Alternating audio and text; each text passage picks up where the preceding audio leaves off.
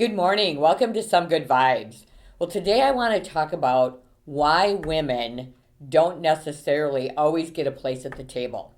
So, I've been doing some studying as of late on what made Ruth Bader Ginsburg so amazing. I mean, if you think about this woman's career, she truly had what was an inspirational career and was absolutely the voice for women, right?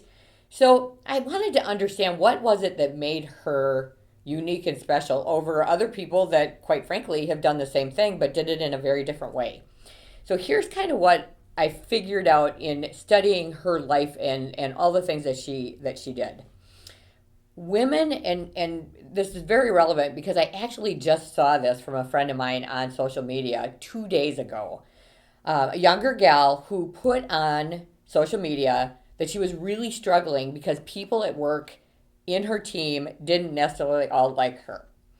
And she's a people pleaser. So she was fighting to figure out what was it that made them not like her.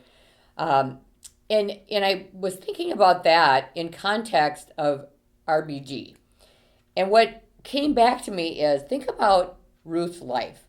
She went through a period of time as a young woman where most young women want people to like them. I mean, I know I went through that period where you just really want everybody to be happy. You want them to like you. And you work really hard to that end as opposed to working really hard at what really truly matters at the end.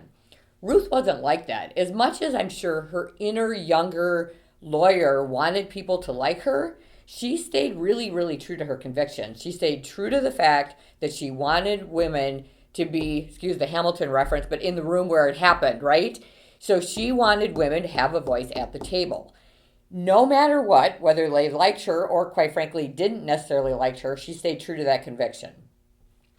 Then what we see, or what I see a lot, is as women start to mature, they kind of get past the, everybody's got to like me syndrome, and they go to now everybody's got to respect me. Again, I want to take you back to RBG. So as she became more tenured in her law practice and ultimately started to move into the Supreme Court, there's a lot of people and a lot of things that she was a very staunch supporter on that people probably didn't respect her viewpoint, right? They didn't respect her. Again, she held very true to what it was her legacy, her values, and that was women deserve a voice and they deserve a seat at the table. So she went through that phase of being a young woman, not everybody loving her and not being a people pleaser. She went through the phase of probably not everybody respecting her, holding true to what happened at the end. Probably there is rarely a woman, I would say, other than maybe a couple I can think of, Mother Teresa, for example, who had the respect of RBG. And why is that?